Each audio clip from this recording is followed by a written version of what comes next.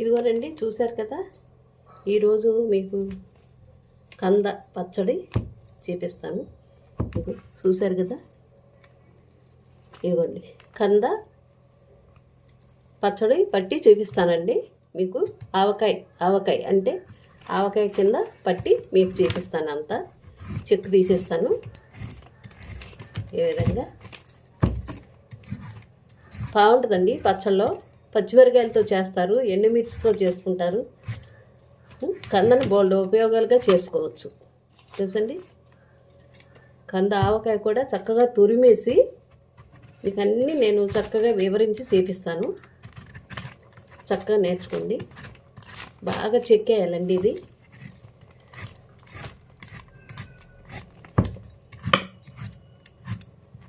చక్కగా చెక్కేసి ఈ రకంగా మళ్ళీ మామూలుగానే నేను మజ్జిగలో కడుగుతాను. మీకు తెలుసు కదా,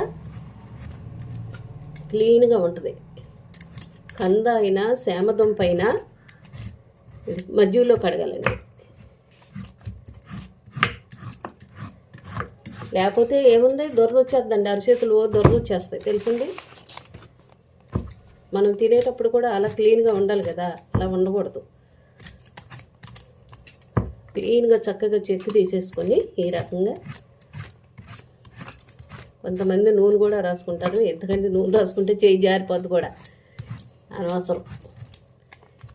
శుభ్రంగా మనమే చక్కగా చెక్కేసుకొని ఆ మజ్జిగలో శుభ్రంగా కడిగేసుకున్నాం అనుకోండి, ఇదైపోద్ది.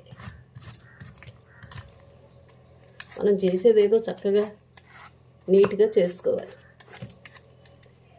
శుభ్రంగా చెక్కేసాను కదండి. ఇది శుభ్రం క్లీన్గా కడిగేస్తాను. ఇది చూసారు కదా కంద, ఇదిగోండి శుభ్రంగా చెక్కేసి కడిగేసాను. దీన్ని మనం 3 భాగాల కింద కోసేసుకుందాము. ఎందుకంటే కరగాలి కదా, తురుపు కింద మనం తరుపుకోవాలి. అయిపోయింది.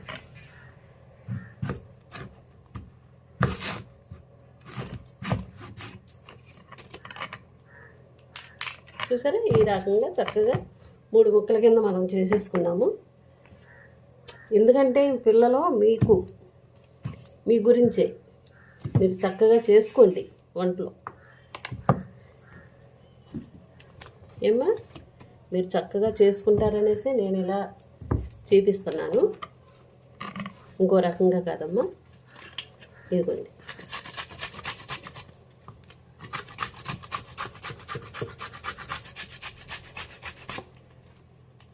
చూసారు కదా. ఈ రకంగా పెట్టేసి మనం కూర తరుముకునేది ఉంటుంది కదమ్మా. చక్కగా ఇలా ఉల్లిపాయ తరుగుతాం కదా, క్యారెట్ ఉల్లిపాయ తరుగుతాం కదా, ఆ రకంగా చక్కగా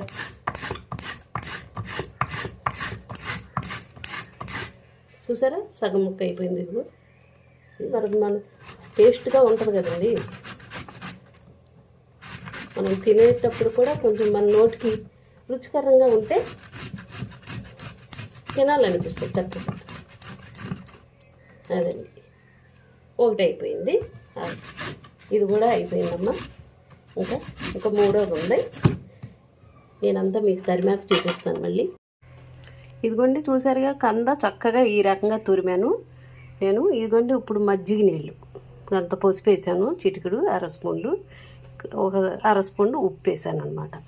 ఇదిగో ఇవన్నీ దీంట్లో కడిగేసి దీంట్లోకి వాడకట్టుకోవాలి. ఈ గిన్నెలోకి అయినా 3 సార్లు, మళ్ళీ మజ్జిగతో కాకుండా 3 సార్లు చక్కగా కడుక్కోవాలి క్లీన్గా. చూసారు కదా, ఈ మజ్జిగలో వేసేస్తున్నాను. ఇది మీరు చేసుకునేటప్పుడు కూడా చక్కగా ఈ రకంగా శ్రద్ధగా చేసుకొని ఉంచుకోండి. మీకు ఆఫీస్కి వెళ్ళేటప్పుడైనా కనీసం బాక్సులో అంత పచ్చడి వేసుకొని, మీరు వేసుకునేది కాకుండా మీ పక్క వాళ్ళకి కూడా చక్కగా వేసుకొని, ఇదిగో ఇలా పట్టానా అని అంటే అసలు ఆ ఆనందమే వేరు కదండి. చూసారా, ఈ రకంగా చక్కగా కడుక్కోవాలి.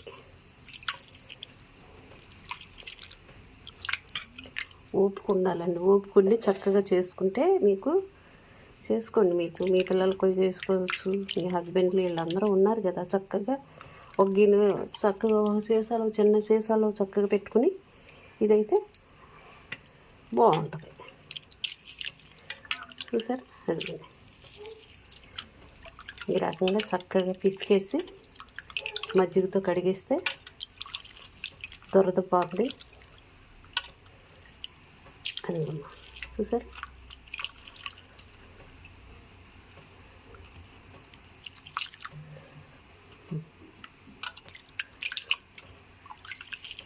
బాగా నలిపేసాను కదా ఇలాగా. ఇంకా చాలమ్మా, ఇంకా చాలు కాబట్టి ఇగమ్మా చూసారా, ముక్కల్లాగా పడుదును. ఆవకాయ అంటే ముక్కల్లాగా పడుతుంది, కానీ ముక్కగా అది వేరు కదా, ఇది వేరు. ఇది చక్కగా గుజ్జుగా ఉంటుంది. దీంట్లో ఇలా వేసేస్తాను. మళ్ళీ కడుగుతాను, 3 సార్లు కడిగితే కానీ క్లీనెన్స్ మీకు అన్నీ అప్పుడు చేపిస్తాను. మళ్ళీ కడిగేసాక మళ్ళీ ఈ రకంగా కడుక్కోవాలని మీకు తెలియదు కదమ్మా తల్లి, తెలియదు కదా అనేసి తెలియపరుస్తున్నాను. ఇదిగోండి, పొడి పొడిగా చక్కగా ఉంది చూసారా. దీంట్లో కడిగేసరి కింద కొంచెం కచ్చపిచ్చగా జిగురుతనంగా అలా ఉంది. ఇప్పుడు అదేమి లేదు. అదండి, ఈ విధంగా చక్కగా ఇదిగోండి కడిగేసుకొని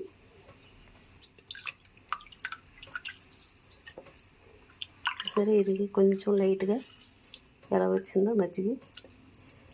ఏదైనా చక్క సేవందంప అయినా మజ్జిగలో కడగాల్సిందేనండి, ఎందుకంటే దురదవి కాబట్టి. దానికి జిగురు ఉంటుంది. సేవదంపకి అయితే ఇంకా బాగా జిగురు దురద అది ఉంటుంది.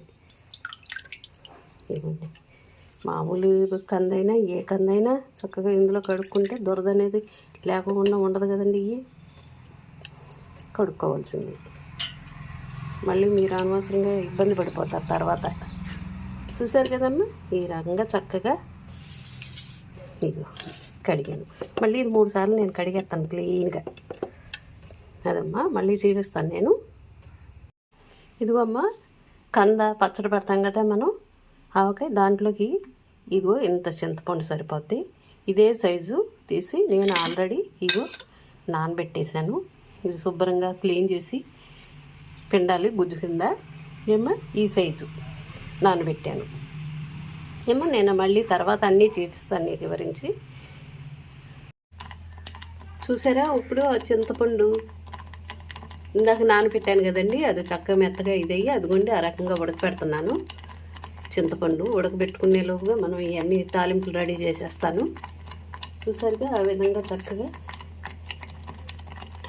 ఇదిగోండి. కొంచెం దగ్గరికంటే ఉడకబెడితే బాగుంటుంది. చూసారా, ఇదిగో చక్కగా ఈ విధంగా చక్కగా దగ్గర పడిపోయింది. చాలండి ఇలాగా. ఇది కంద పచ్చడిలోకండి చూపించాను కదా ఇందాక చింతపండు. కొంచెం ఒక 50 గ్రాముల మీద కొంచెం ఎక్స్ట్రా ఉంటుంది. కొంచెం చూసారు కదండి, కంద పచ్చడికి కావాల్సినవి తాలింపు పెడతాం కదండి. కంద ఆవకాయకి ఇగోండి, ఎల్లుల్లిపాయి, జీలకర్ర, పచ్చెనపప్పు, మినపప్పు, ఆవాలు, మెంతులు, ఎండుమిర్చి, కరివేపాకు. ఇదిగోండి మెంతిపొడి ఆవాలు కలిపి ఆడాను కదా. ఇదిగోండి ఆల్రెడీ నేను ఉంచుతాను. ఇదిగోండి ఈ 2 స్పూన్లు అవుతాయి. ఇదిగోండి నేను అన్నీ చూపిస్తాను మళ్ళీ వివరించి. ఇదిగోండి ఆయిల్ వేస్తున్నాను, పల్లీల నూనె అండి. ఆయిల్ ఎక్కువ ఉంటేనే రైట్ అండి, బాగుంటుంది చక్కగా. చూసారుగా ఆయిల్ వేసాను, ఎందుకంటే మనం కంద కదండి, చక్కగా ఆయిల్తో పులుపుతో అన్నిట్లో బాగుంటుంది. ఎందుకంటే మనం 3వ రోజు కలిపి వేసిన తర్వాత అప్పుడు టేస్ట్ చూడాలి. అప్పుడు దాకా ఇదేమీ చూడకూడదండి, ఎందుకంటే దురద వస్తుంది. దురద అలాగే ఉంటుంది. పచ్చిది కదా, ఏపకూడదు. ఈ మళ్ళీ తెలుసండి.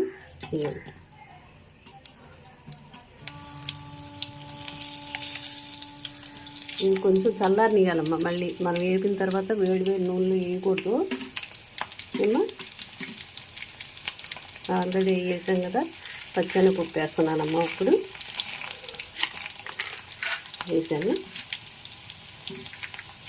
ఇవన్నీ సాయిమినపప్పు వేస్తున్నాను.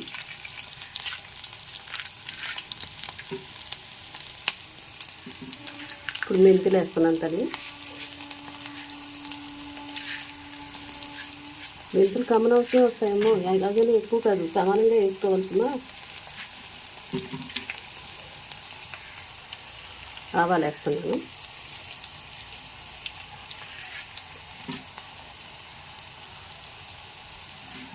కొంచెం జీలకర్ర వేస్తే కమ్మన వాసన వస్తుందా, ఇన్ని వేసేటప్పుడు మరి జీలకర్ర అయిపోతుంది ఏమో.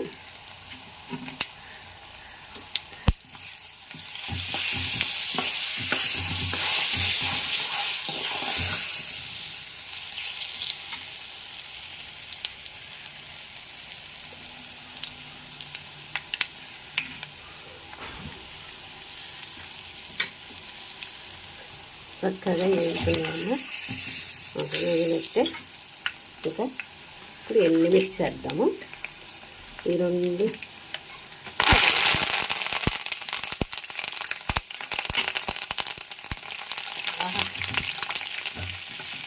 ఇక్కడ ఈ రకంగా పచ్చపప్పు దోరగా ఉండాలి. ఇలా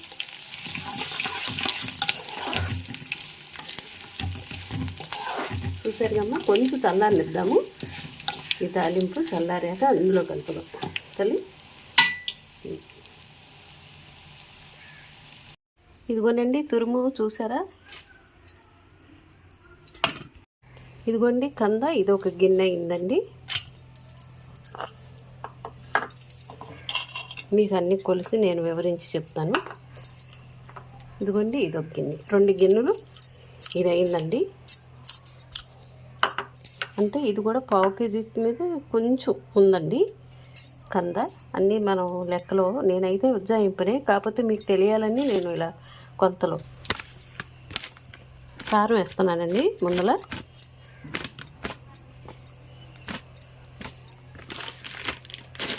ఇదిగోండి, ఇదిగో చూసారా, దీని నిండా వేసాం కదండి. ఇప్పుడు సాల్ట్ కూడా వేసేస్తాను.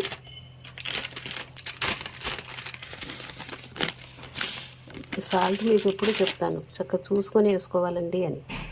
ఏమండి, ఇదిగోండి ఈ రకంగా ఇలా వేస్తున్నాను. దాని మీద సగం కారం మీద. ఇదిగోండి చింతపండు పులుపు వేస్తున్నాం కదా, అందులో ఆవకాయ కదా, నిలవకి బాగా ఊరాలి.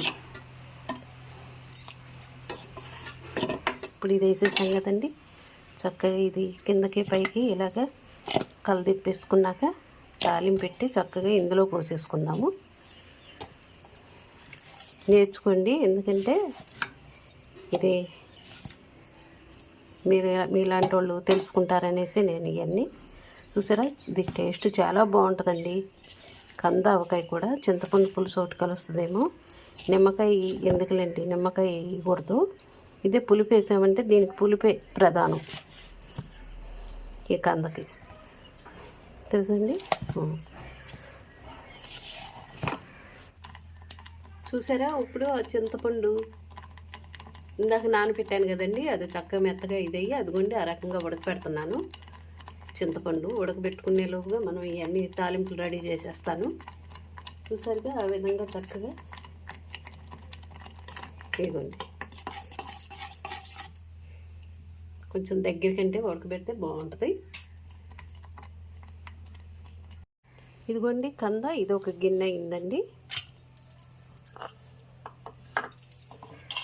మీకు అన్నీ కొలిసి నేను వివరించి చెప్తాను.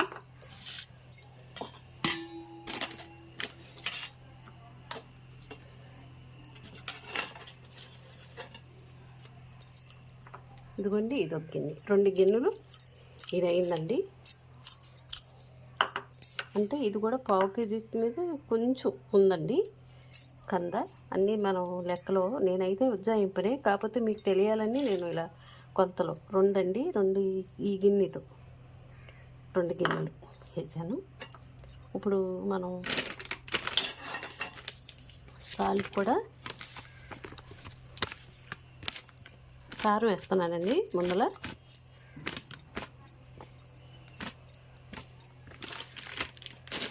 ఇదిగోండి 2 కదా ఈ కారం, ఇగో ఎంతో తేడా లేదండి, కొంచెం హెల్త్గా.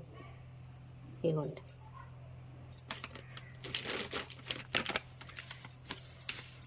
కంద కదండి, కారం మళ్ళీ పులుపోటు కలుస్తుంది కదా, నిండా వేసేద్దాము.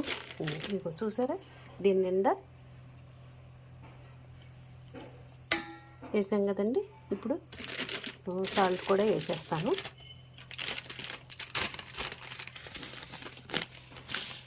సాల్ట్ మీకు ఎప్పుడు చెప్తాను, చక్కగా చూసుకొని వేసుకోవాలండి అని. ఏమండి ఇదిగోండి ఈ రకంగా ఇలా వేస్తున్నాను, దాని మీద సగం కారం మీద.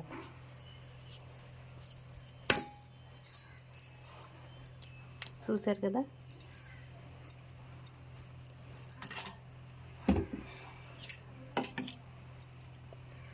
ఎక్కువైపోద్దేమోనండి, మనం తీసేస్తామే రైటు.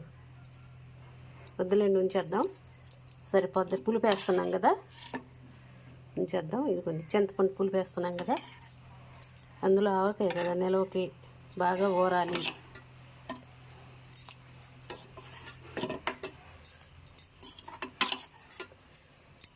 ఇప్పుడు ఇది వేసేసాం కదండి, చక్కగా ఇది కిందకి పైకి ఇలాగ కలదిప్పేసుకున్నాక తాలింపు పెట్టి చక్కగా ఇందులో పోసేసుకుందాము. నేర్చుకోండి, ఎందుకంటే ఇది మీలాంటి వాళ్ళు తెలుసుకుంటారనేసి నేను ఇవన్నీ. చూసారా, ఇది టేస్ట్ చాలా బాగుంటుందండి. కంద ఆవకాయ కూడా చింతపండు పులుసు ఒకటి కలుస్తుందేమో, నిమ్మకాయ ఎందుకులేండి, నిమ్మకాయ వేయకూడదు. ఇదే పులుపు వేసామంటే దీనికి పులిపే ప్రధానం. ఈ కందకి మెంతిపొడి కూడా కలిపేద్దాం, కమ్మని వాసన. చింతపండు వేసాను, ఆవు పిండి వేసాను, మెంతిపిండి వేసాను, అన్నీ వేసేసాం. ఇప్పుడు తాలింపులోకి వెళ్దాం. చూసారా, అదిగోండి కంద పచ్చడి ఆ రకంగా కలిపాను. ఇప్పుడు మనం ఈ తాలింపు ఇందులో పోసేద్దాము. చల్లారింది.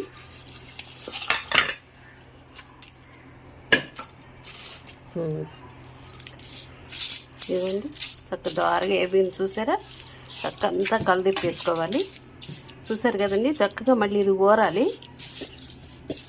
ఊరిన తర్వాత నేనంతా మళ్ళీ కలదిప్పేస్తాను. ఇది ఇలాగే ఉండాలండి చక్కగా.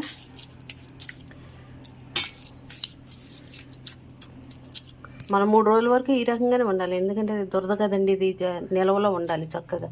పులుపు గప్పు అన్నీ వేసేసాం కదా, అన్నీ చూసారు కదా మీరు. చక్కగా ఇది ఊరాలి చక్కగా. చూసారా, 3 రోజులు ఊరితే తర్వాత దురద అనేది ఉండదు. తినే కొద్దిగా తినేయాలనిపించేస్తుంది తెలుసండి. కంద అంటే ఏంటనుకుంటున్నారు, అన్ని ఆయుర్వేదంతో సంబంధించింది ఇది కంద. చూసారుగా ఈ విధంగా తాలింపు పెట్టాను. చూసారు కదమ్మా, కంద పచ్చడి ఆ రకంగా చక్కగా పట్టుకోండి, చాలా మంచిదమ్మా. కంద తినాలి, అప్పుడప్పుడు తినాలమ్మా. మీరు పెద్దోళ్ళు తినాలి, పిల్లలు తినాలి, ఎందుకంటే ఇది ఆయుర్వేదానికి సంబంధించింది కూడా, మరి శరీరానికి చాలా మంచిది. ఇది పులుసు పెట్టుకోవచ్చు, ఏపుడు చేసుకోవచ్చు, పచ్చళ్ళు చేసుకోవచ్చు. ఏమో చాలా అన్నీ ఉపయోగం ఉన్నాయి ఈ కంద పులుసు గురించి. మీరు కంపల్సరీ వండుకు తినండి. ఏమో ఆ రకంగా లైక్ చేయండి, షేర్ చేయండి, సబ్స్క్రైబ్ చేయండి.